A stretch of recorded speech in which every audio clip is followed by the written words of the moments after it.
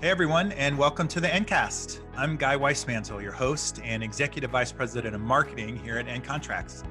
In this podcast, our subject matter experts from across the company will be talking with industry thought leaders about relevant topics and trends in compliance and risk management for financial institutions. You'll learn the latest tips and tools to manage risk in this ever-changing environment. Let's get started.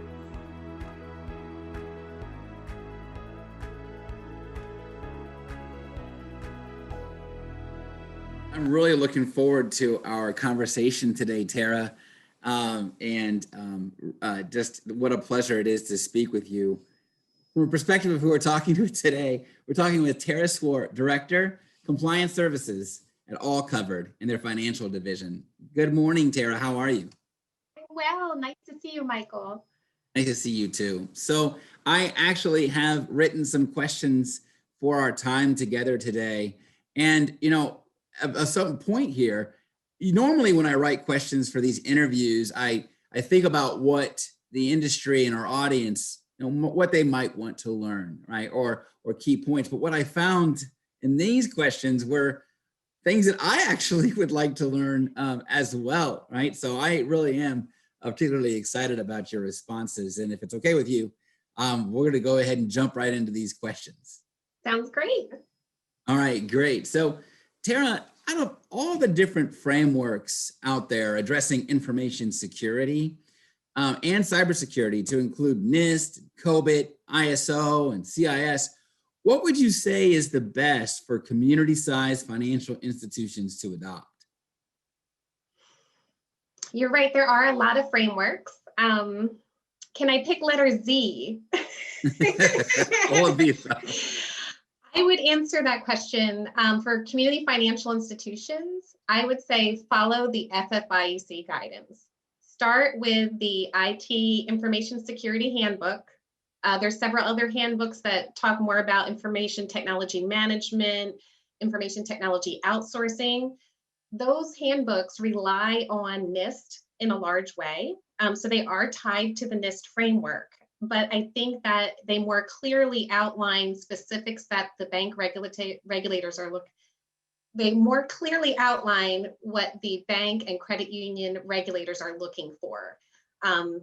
It can get pretty hairy in some of those frameworks. They're very extensive, but in some ways, I think that it's all consolidated and more user-friendly if you look at the Information Security Handbook. Okay, great. Yeah, so FFIEC is commonly known across the industry, and for smaller community-sized institutions, starting there sounds like the best course. So, okay, great. Here's the next question. It's established that there are many different organizations offering insight in how to properly manage information security, with the exception of ISO, which just by its namesake, International Organization for Standardization, is for international standards. What is the need for so many entities, again, other than the ISO? Well, I think that there are a lot of different applications, and a lot of it depends what sector you're in. So some of those organizations are more applicable to, let's say, government or healthcare or things like that. And I think when it comes to banks and credit unions, I think that's why it's important going back to the FFIEC guidance and then using a NIST standard to drill into the more specifics around the FFIEC guidance, which can be somewhat vague sometimes. I think there's opportunity for a lot of insight. I mean, some of those organizations gather some of the greatest minds out there in information security. So I think the more the better. That being said, to your point, it can make it hard to say, okay, which one should we really be looking at here? It's information overload, right? So I think following the FFIEC guidance is kind of your standard, and then digging in using NIST is a good way to approach it. That being said, you did mention, I think, CIS, the CIS-20. The CIS-20 is a great summarization of a lot of the controls that are spoken to in the FFIEC guidance and in NIST. So I would add that one in there as well. And last but not least, the Department for Homeland Security. So the FFIEC, I think it was in 2018, published a list of resources for banks and credit unions to use from an information security perspective. So, and that's not just small community banks, that's financial institutions in general. You'll see that most of that list is around the Department of Homeland Security, FSI-SAC, as a way to keep abreast of any changes that are going on kind of to the minute. And of course, their own guidance. I have not been leveraging the Department of Homeland Security in this regard. And so I can't wait to actually go and look at this resource. Actually, so to speak a little more specifically about NIST, that's our next question. If we look at the NIST framework, we understand there are 5 functions, which is similar to the FFIEC with 5 domains. And then there's 23 categories associated with those functions. And then when we look at each category, we see subcategories. I think NIST has somewhere around 108 maybe. And then for each one of those subcategories, we see various publications that are provided that seem to be referencing the controls that are expected for those subcategories. And so you've already kind of answered his questions, because it's like when we focus on FFIEC with a NIST like side, or if we go advanced, we're going to go NIST.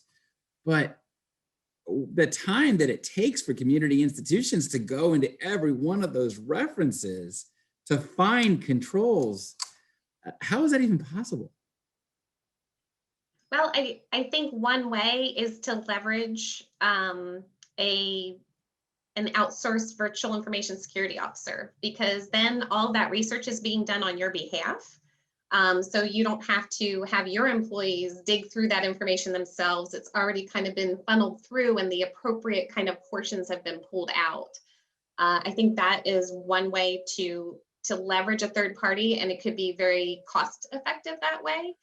That being said, there is two areas of NIST that I would recommend really digging into from a perspective of information security. One is password protection and elevated privileges. Their guidance around all of that is excellent. That being said, the FFIEC is a little bit behind the 8 ball concerning some of their recommendations, like non-expiring passwords and things like this, that the FFIEC is still kind of not too comfortable with, but it is quickly becoming the standard, following the NIST standard for password security. The other is incident response. I think that every bank that I work with is following the incident response framework from NIST. And that's because it's best in class. I mean, it breaks it down very clearly into the categories: identify, protect, respond, recover. You know, it's a very easy framework to follow. And I think that the examiners look highly upon it. So those are 2 areas of NIST that I would recommend digging into. But to go back to your original question, it may make sense to leverage a consulting company to assist you with things like your information security policy, make sure everything aligns with NIST without having your employees digging through all of that information.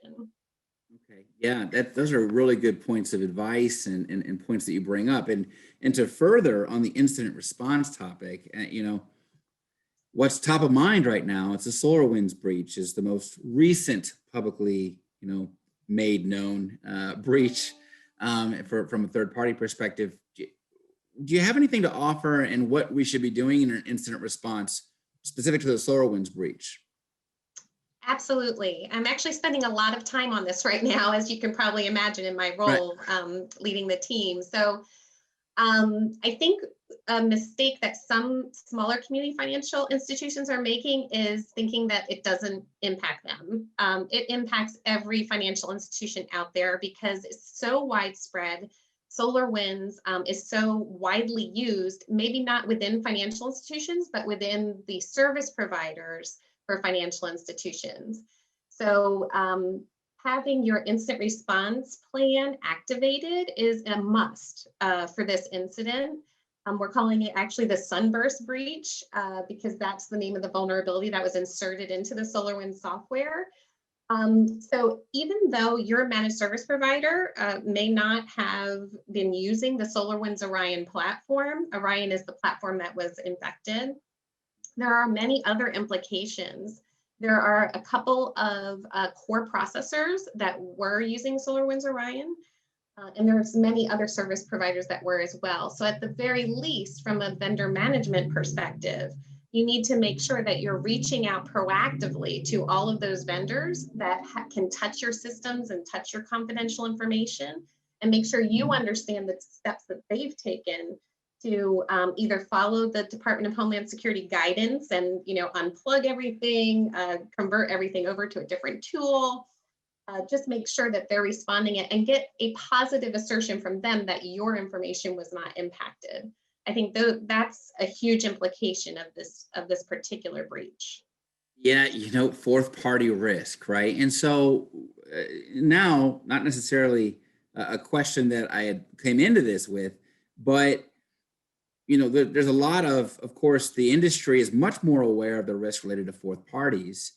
And we understand that during like a SOC report, right, where an SSAE 18 standard is being applied, it should be communicated in the results. What are those fourth parties that are performing at least critical functions? Again, and this is for a vendor that has access to store or transmits data. Yes. Anything to in that regard, is that what we're looking back to identify?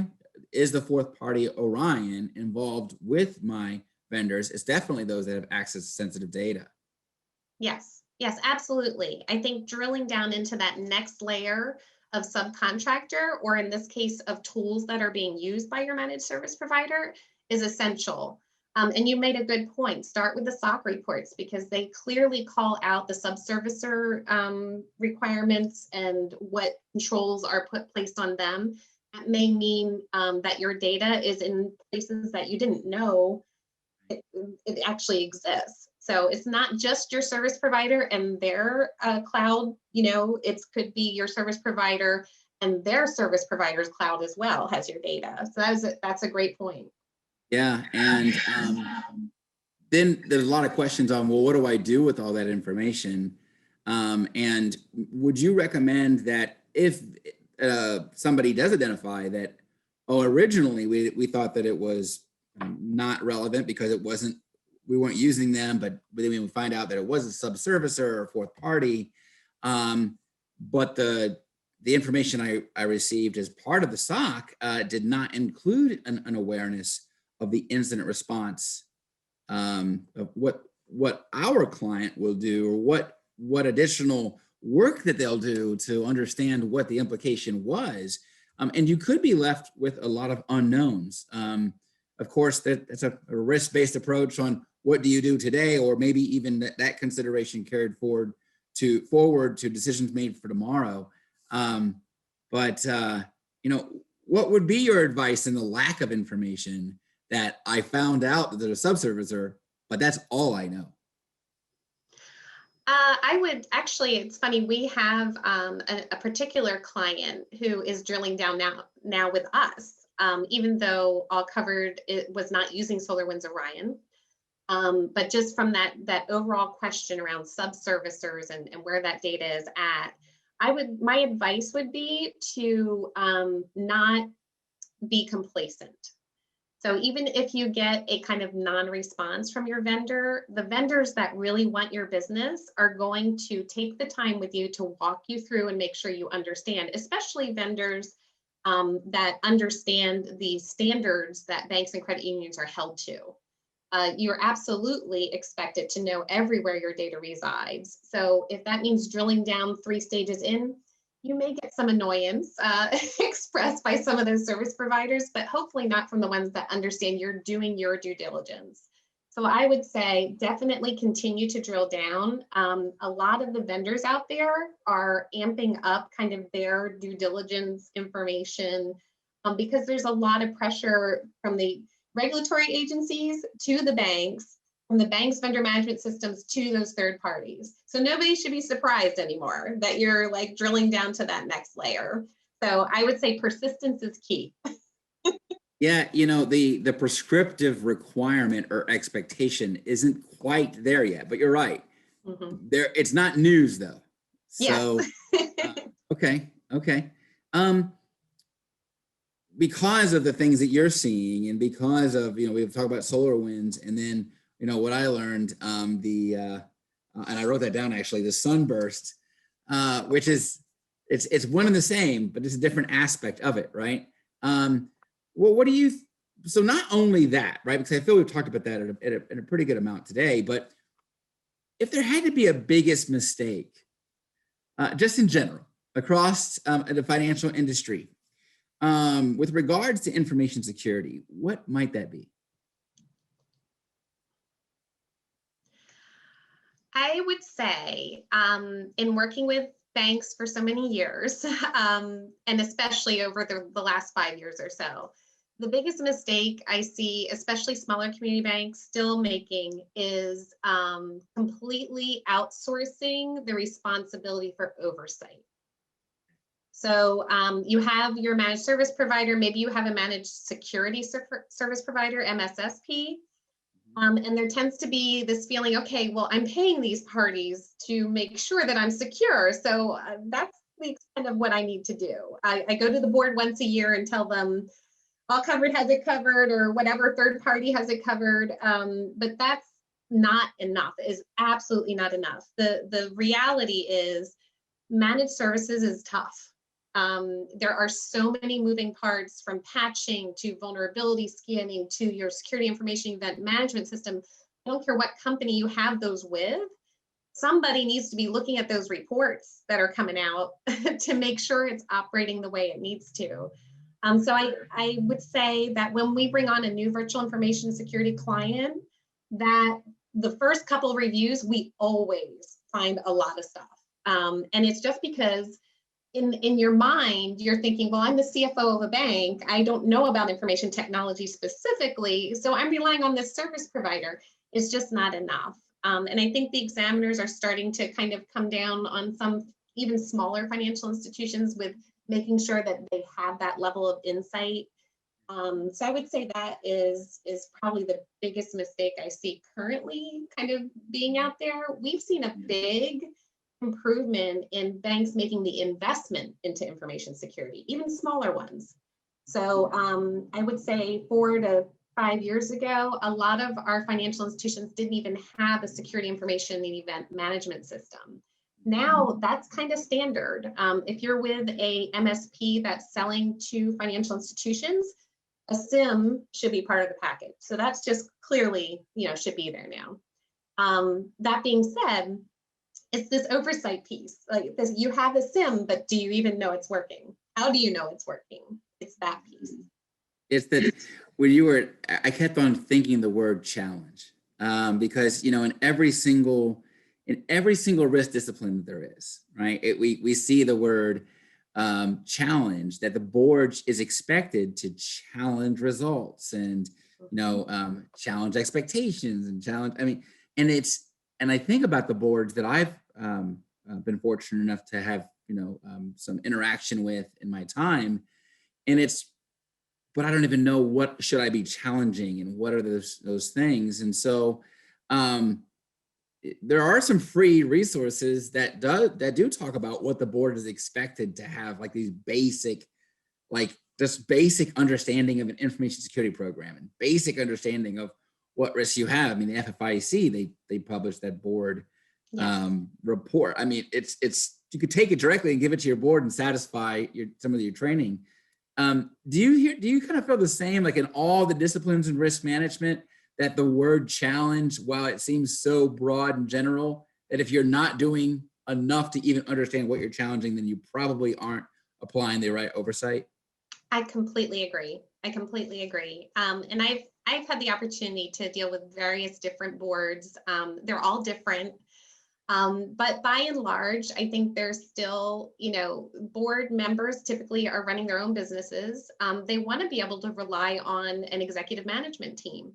But to your point, it is their responsibility to challenge senior management. It's not enough to just hire somebody with a good resume. You have to continually be challenging them. And how do you challenge someone if you don't really know how to? So you make a very, very good point. So I think, though, that understanding the basics of information security is definitely doable. Some of the other risk methodologies out there, asset liability management comes to mind as one that can be extremely difficult as well to understand. Or maybe your ALLL and CECL and all that good stuff. The math of it all. I would say information security is a bit easier actually than some of those other type of risk methodologies out there. So I would encourage board members to educate yourself. Like you said, there's some great resources out there. I know the FDIC has some videos out there and things like that. So I would encourage board members to step up to the challenge. Oh, it's just the last on this one. We'll float a little tip to everyone.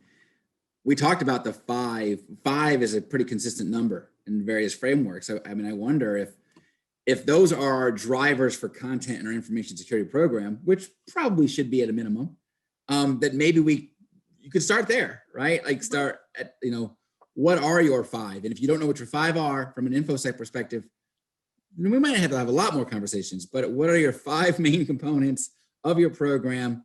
And you could look to your framework that you adopted for that. Agreed. Okay. Great. That's great.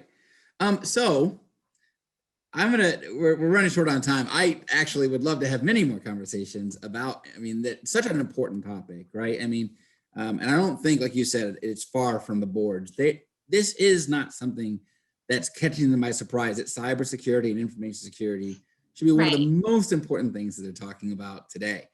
Supervisory priority for the last 5 years. Yes. It is not going to change. And the examiners are spending their resources and getting better at how they even look at all of this, right? That's true. Everybody's really putting the time. So from a crystal ball forecast perspective, there's so many different aspects of information security, but there was some real relevance recently in it. And so what might that look like from a vendor management perspective? Forecast, crystal ball, what do you have to share with us? Information security, how it relates to vendor management? I would say update your vendor management risk assessment. Make sure you know which vendors have your sensitive information, what their controls are, and dig down to that next layer and make sure fourth party risk, you're addressing it. I think that the next big breach that we may have is absolutely going to be similar. It makes sense from a hacker's perspective to try to infect the tools that are being used across the nation in the critical infrastructure of the nation. Makes a lot more sense to do that than to just kind of do a hack of one small bank. That being said, I don't want to minimize the risk of ransomware in particular. That's very lucrative for small-time criminals right now. So making sure that you're following the recent guidance that was put out around ransomware, which, by the way, is also very focused on third-party risk management, which is, to your point, a huge, huge implication in the crystal ball going forward. Know your vendors, risk assess them appropriately, and let that kind of be your starting point. If you have vendors that were impacted, maybe you haven't reached out yet, but when you do, if you have a vendor come back and say that we were using SolarWinds Orion, that should absolutely impact your risk assessment. And I think that if there are, those banks that are kind of turning a blind eye to it, I think there could be some regulatory scrutiny in the future for those financial institutions. Back when we've heard this over and over. I say back when, and it just seems so long ago that the phrase it's not if, it's when. And to your point about what is the next thing, right? Like you said, like there's a lot more gain for dealing with for attacking and being successful at breaching one organization that serves so many. Yeah, definitely. It's a scary thing, but there are things that we realistically can do to minimize our exposure, to respond in a quick and effective manner, not just respond and do the 10 steps that maybe is not helpful. So, man, what a great wealth of information you are, Tara. Thanks for your time today. Thank you. Thanks for having me, Michael. Of course, my pleasure. Hey everyone, that wraps up another great episode of the Ncast, where we are able to talk with people on the front lines of risk and compliance across the financial services industry. If you liked what you heard, please leave us a review. And if you're not subscribed yet, we invite you to do so on your favorite podcast platform. Thank you so much for listening, and we'll see you soon.